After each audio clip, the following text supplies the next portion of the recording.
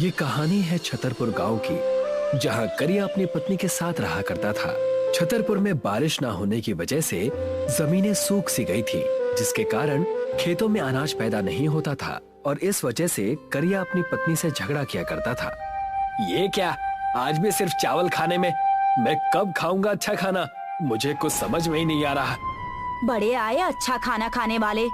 अगर मैं पैसे ना बचाऊं तो चावल भी नसीब ना हो। नसीब नसीब, बस सब नसीब का कमाल है। तुम्हारा बस नाम ही प्रेमा रखा है माँ बाप ने, प्रेम तो दूर दूर तक नहीं है। चुपचाप खाना खा रहे हो या मैं तुम्हें खिलाऊं? तुम्हारे कड़वे वचन सुनकर ही मेरा पेट भर चुका है। मैं जा रहा हूँ, नहीं खाना मुझे ये सब। करिया प्रेमा से झगड़ा करके वहाँ से चला गया और जाकर अपने खेत में हल चलाने लगा। कड़ी धूप में परिश्रम करने के बाद उसे नंदू पहलवान नजर आया। अरे नंदू भाई, आज कहाँ से पहलवानी करके आ रहे हो? बड़े मुस्कुरा रहे हो, जरूर जीत कर आए हो। पहलवानी तो नहीं, बस ये एक मैं आम लेकर आया हूँ, यही गंदे नाले के पास से। क्या कहा? गंदे नाले के पास से? वहाँ आम कैसे मिल सकता है? क्यों नहीं मिल सकता, मैं ये लेकर तो आया हूँ, जाओ तुम भी ले लो। नंदू सोचने लगा और वहाँ उस गंदे नाले के पास चला गया। ये पहलवान जरूर पागल हो चुका है, मोटी बुद्धि का। इसे क्या पता कि गंदे नाले के आसपास भी कोई नहीं भटकता और ये पता नहीं कहाँ से आम लेकर आ रहा है। मुझे जाकर एक बार देखना चाहिए। करिया उस गंदे नाले के पास चला जाता है और वहाँ की बदबू से हैरान होकर वो सोचने लगता है, यार यहाँ तो कोई नजर नहीं आ रहा।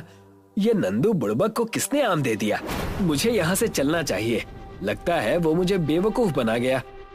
जैसे ही करिया वहाँ से जाने लगा, उसे उसी नाले के पास से गांव के भिखारी ने आवाज दी। क्यों बे, आम लेने आया है? कौन हो तुम और बदतमीजी से बात क्यों कर रहे हो?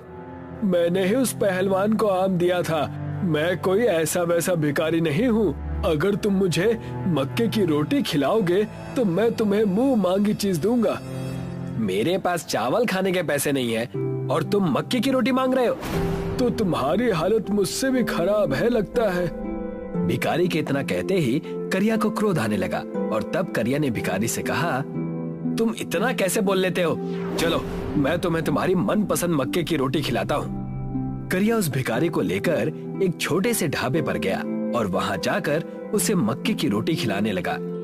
वाह वाह, मक्के की रोटी, वाह वाह, मक्के की रोटी, सरसों दा साग, चलेगी जिंदगी बिल्कुल भाग भाग, वाह वाह। देखा तुमने, मैं तो गायक भी हूँ। वो सब छोड़ो, खाना खाओ, मुझे और भी बहुत काम है। करिया ने उसे मक्के की रोटी और सरसों का साग खिलाया और उससे कहा, तुमने उस पहलवान को आम दिया था, तुम मुझे क्या देने वाले हो? इमली, मैं तुम्हें इमली देने वाला हूँ। इस इमली को अपनी पत्नी के साथ खाकर तुम इसके बीज को गंदे नाली के पानी के पास बो देना और जादू देखना। इतना कहकर भिखारी वहाँ से चला गया, लेकिन करिया उस इमली को देखकर सोचने लगा, ये कैसी इमली है? कहीं ये मुझे पागल तो नहीं बना गया? उधार में मक्के की रोटी और सरसों का साग भी खा गया और आम की जगह दे भी गया तो क्या ये इमली? करिया उस इमली को लेकर अपने घर चला गया और अपनी पत्नी प्रेमा को देकर कहने लगा, भाग्यवान, ये इमली ले लो, इसका कुछ बना देना या खा लेना। इमली की कौन सी सब्जी बनती है भला? इसे हमें खाना ही होगा ना? हाँ, खा जरूर लेना और ध्यान रखना, इसके बीज मुझे दे देना, मैं इसको बो दूंगा। खेतों में कुछ बोना हो तो मुंह फूल जाता है और तुम चले इमली बोने के लिए। वाह, इतने मेहनती कब से हो गए? लो अब तुम्हारा झगड़ा शुरू, चलो जाओ घर के काम करो। प्रेमा ने इमली खा लिए और उसके बीज को करिया को थमा दिया। करिया उस गंदे नाले के पास फिर से चला गया और वहाँ जाकर उस इमली के बीज को बोने लगा, ठीक नाले के पास। ये हो गया इमली बोने का काम पूरा। कल सुबह आकर देखता हूँ ये कितना बड़ा पेड़ बनेगा।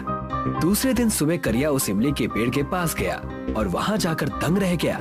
इमली का पेड़ एक ही दिन में बहुत बड़ा बन गया था, जिसमें खूब सारे इमली फरे हुए थे, जिसे देखकर वो सोचने लगा, ये कैसे हो सकता है भला? कल ही मैंने बीज बोए थे और आज इमली का पेड़ इतना बड़ा कैसे हो गया?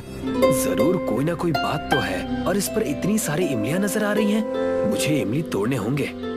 करिया उस इमली के पेड़ से इमली तोड़ने लगा और जैसे ही इमली करिया ने तोड़ी उसमें से हीरे निकलने लगे। इमली के टूटते ही हीरो की बौछार होने लगी, छोटे छोटे कीमती हीरे। उन हीरो को देखकर करिया चौंक गया। ये हीरे कैसे हो सकते हैं? हाय, मैं माला माल हो गया, कमाल हो गया। हाय यकीन नहीं हो रहा मुझे। उन इमली और हीरो को लेकर करिया उसी भिखारी को ढूंढने लगा जो कि एक मंदिर के बाहर आराम कर रहा था।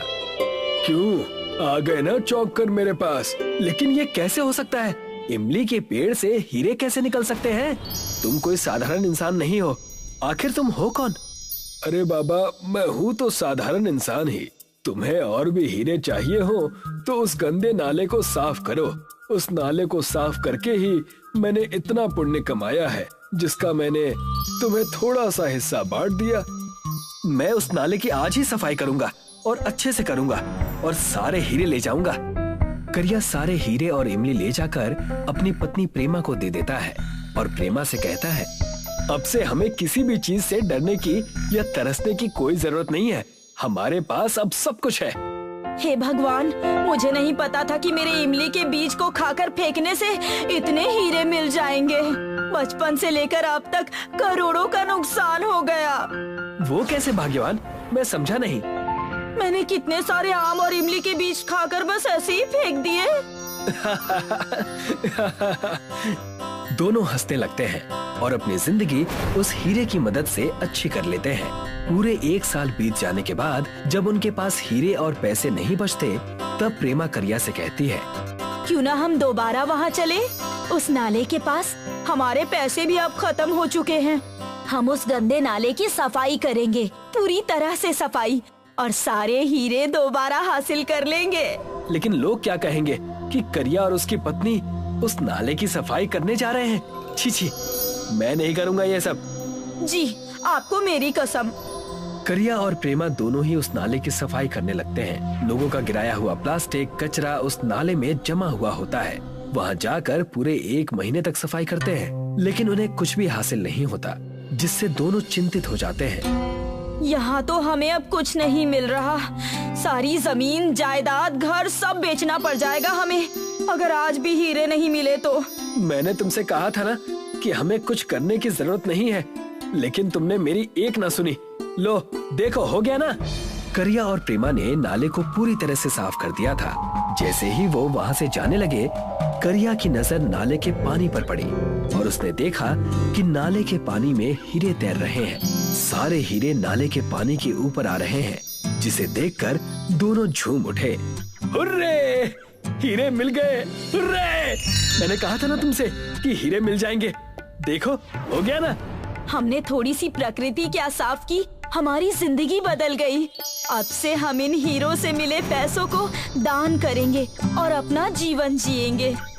तुमने सही कहा, हमने भूखमरी देखी है, हम ऐसा ही करेंगे।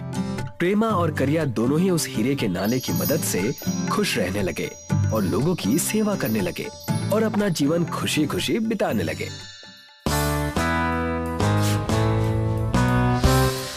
एक बार की बात है, भीमा नाम का एक पहलवान पहलवानगढ़ गांव में रहता था। वो बड़ा ही शक्तिशाली, लंबी काठी और लड़ाकू किस्म का व्यक्ति था, जिसे देखकर गांव के सभी लोग डरा करते थे और वो गांव के सभी लोगों को परेशान किया करता और उनसे हफ्ता लिया करता था। उससे कुश्ती लड़ने दूर दूर से लोग आया करते थे, पर हर बार की तरह वो सबको हरा देता था। इसी वजह से उसमें और ज्यादा घमंड आ गया था। मेरा नाम है भीमा, जो मुझसे टकराएगा उसका बना दूंगा कीमा। मुझे आज तक कोई हराने वाला पैदा नहीं हुआ। मैं हूँ इस गांव का बाहुबली पहलवान। भीमा के साथ उसका नौकर कल्लू रहता था, जो उसकी सेवा किया करता था। एक दिन वह भीमा के पास आता है और उससे कहता है, भीमा भाई, भीमा भाई, भीमा भाई, भीमा भाई। क्या हुआ कल्लू, इतना क्यों चिल्ला रहा है? बोले तो भाई गजब हो गया, लगता है गांव में आपका खौफ खत्म हो गया। इस बार भी उस केशव ने हफ्ता नहीं दिया। उसका कुछ करो भाई, कहीं उसकी वजह से गांव में आपका खौफ खत्म ना हो जाए। क्या इस बार भी केशव ने हफ्ता नहीं दिया? उसे कल ही बताता हूँ कि भीमा क्या चीज है। केशव बड़ा ही सीधा व्यक्ति था। वह लकड़ी काटने का काम किया करता था। उसके घर में वो और उसकी माँ रहती थी। उसके पिता का कई सालों पहले देहांत हो गया था। वह बहुत बड़े पहलवान थे। केशव की छोटी हाइट के कारण वह अपने पिता की तरह पहलवान नहीं बन पाया। इसी कारण लोग भी उसका बहुत मजाक बनाया करते थे। एक दिन केशव अपनी दुकान से लौट रहा था, तभी उसके सामने भीमा आ जाता है। हाँ भाई टिंकू पहलवान, तूने इस बार भी हफ्ता नहीं दिया। लगता है तुझे मेरे से डर नहीं लगता। मैं अपनी मेहनत की कमाई तुझे क्यों दूं? सारे गांव वाले तुझसे डरते होंगे, पर मैं नहीं डरता। चल हट मेरे रास्ते से। तेरी जुबान बहुत ज्यादा चलने लग गई है। रुक, अभी तेरी गर्मी उतारता हूँ। भीमा केशव को अपने एक हाथ से उठा देता है और उसे उछालकर नीचे फेंक देता है। केशव के हाथों पैरों में चोट भी लग जाती है। वहाँ पर गांव वालों की भीड़ लग जाती है। भीमा और कल्लू उसको देखकर जोर जोर से हंसने लगते हैं।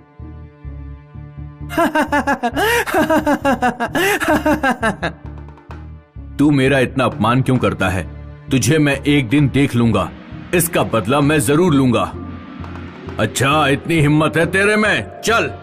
अच्छा, 2 दिन बाद तेरे और मेरे बीच में कुश्ती का मुकाबला होगा। अगर मैं जीता तो तुझे इस गांव से गधे पर बैठकर बाहर चले जाना होगा, और अगर तू जीता तो मैं गधे पर बैठकर इस गांव से बाहर चला जाऊंगा। बता, मंजूर है?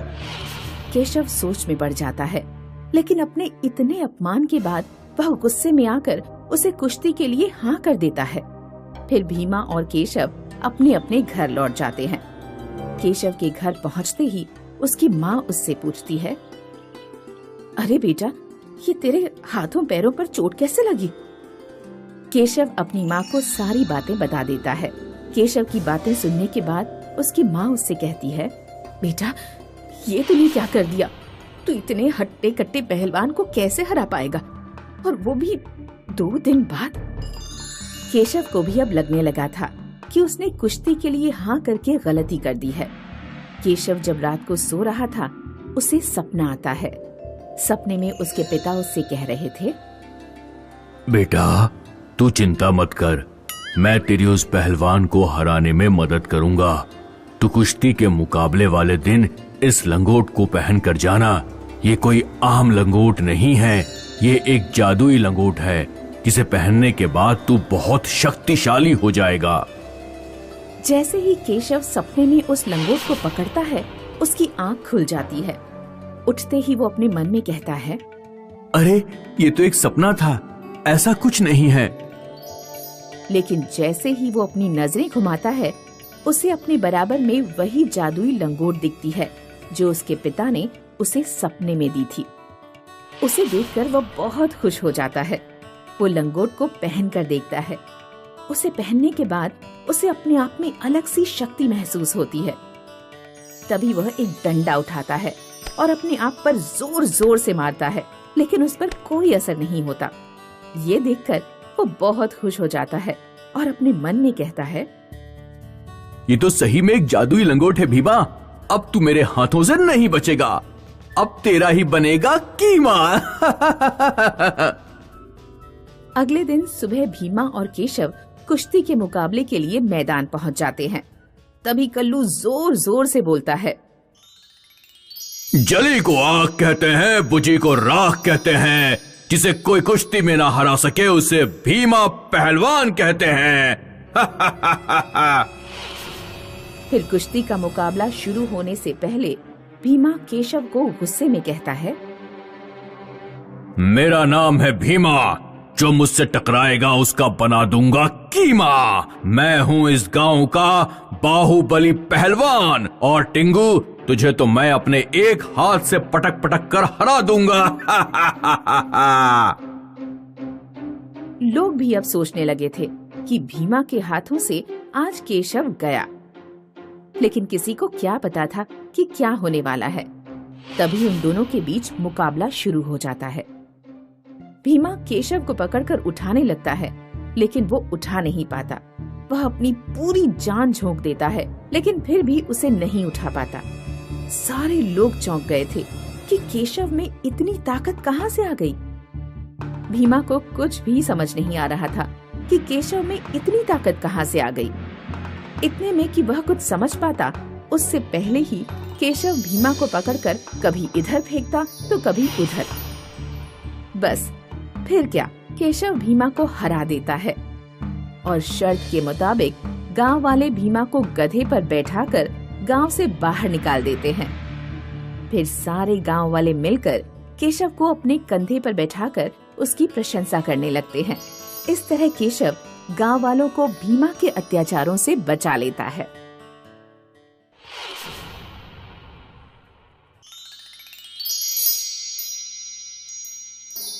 बीसलपुर नाम का एक गांव था, जहां मिलन अपनी माँ और बड़े भाई के साथ रहता था।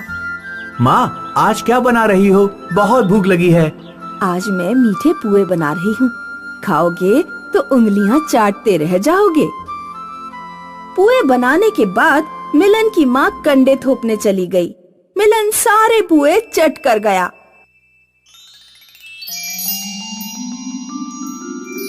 मिलन का बड़ा भाई आशीष खेत से घर लौटा तो उसने खाने की टोकरी खोल कर देखी। उसमें सिर्फ आधा पुआ पड़ा हुआ था। मिलन, क्या माँ ने आज पुए बनाए थे? हाँ, बनाए थे, लेकिन मुझे बहुत भूख लगी थी, इसलिए मैं सारे पुए खा गया। आशीष गुस्से में घर से चला गया और रात होने तक घर नहीं लौटा। रात में माँ आशीष को मनाने गई। आशीष, रात में यहाँ क्यों बैठे हो? मैं तुम्हारे लिए अगले सप्ताह दोबारा पुए बना दूंगी। नाराज मत हो, घर चलो।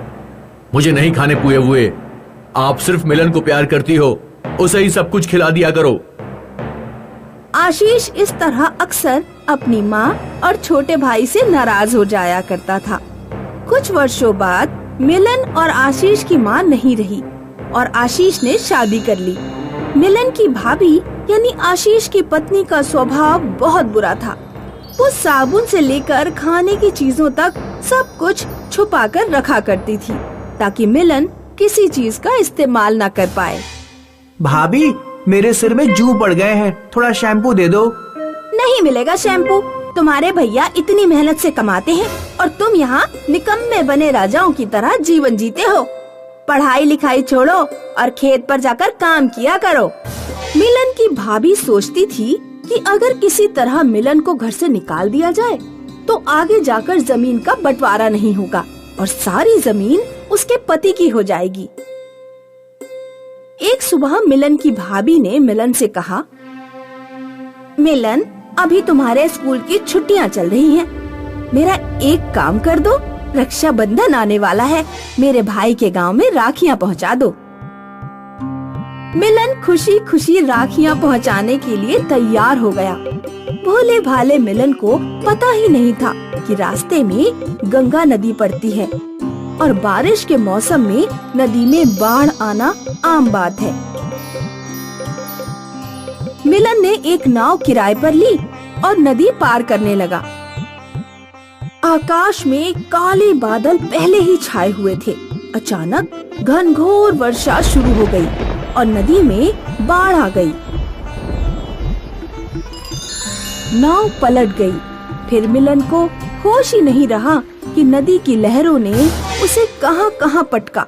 जब मिलन की आंख खुली तो उसने खुद को नदी किनारे लेटा हुआ पाया। नदी के दोनों ओर घना जंगल था।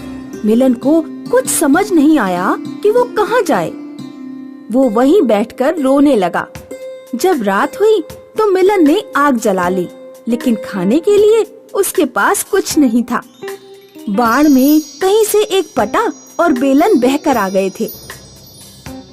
मिलन पटा बेलन लेकर आग के पास बैठ गया और पटे पर बेलन मार मार कर अपनी माँ की याद में एक गीत गाने लगा। प्यारी माँ, तुम कहाँ हो? तुम बहुत अच्छी थी, पुए बनाकर खिलाया करती थी। जैसे ही मिलन ने पुओं का नाम लिया, आकाश से पुओं की वर्षा होने लगी। मिलन को कुछ नहीं समझ आया। शायद माँ ने मेरी प्रार्थना सुन ली। मिलन ने जी भर कर पुए खाए। अब जब भी उसे भूख लगती तो वो पटा बेलन बजाकर गाना गाता और किसी न किसी खाने वाली चीज की वर्षा हो जाती। कुछ महीनों बाद नदी से एक मछुआरा गुजरा। मिलन ने मछुआरे से अपने गांव का रास्ता पूछा। सुनिए अंकल, क्या आप बीसलपुर का रास्ता जानते हैं? हाँ जानता हूँ, लेकिन मैं बीसलपुर तक नहीं जा रहा हूँ। मैं अपने गांव तक तुम्हें ले चलूंगा। वहाँ से फिर तुम मेरे एक दोस्त की नाव पर बैठकर अपने गांव चले जाना। मिलन मछुआरे के साथ उसके गांव तक गया और कुछ दिन मछुआरे के घर पर ही रुका। मछुआरा बहुत गरीब था। उसकी एक बेटी थी।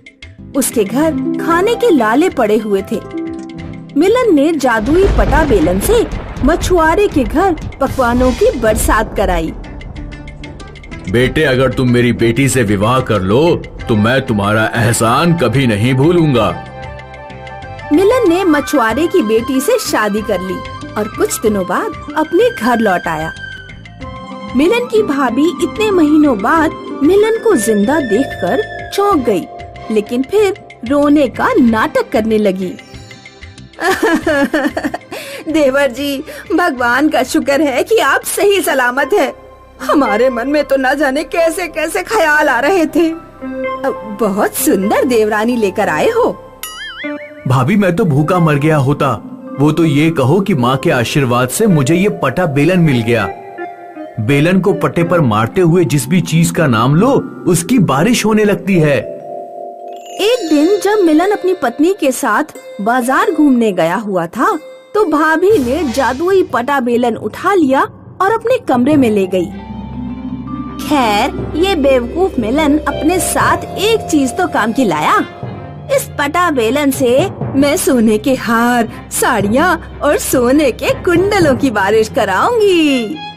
भाभी पटा बेलन बजाने ही वाली थी कि तभी भाभी के कमरे में कहीं से एक सांप घुस आया। भाभी हार, साड़ियाँ और कुंडल भूलकर घबराहट में पटा बेलन बजा बजाकर सांप सांप चिल्लाने लगी। पूरे कमरों में सांपों की वर्षा हो गई और एक सांप ने भाभी के पैर में डस लिया और वो मारी गई।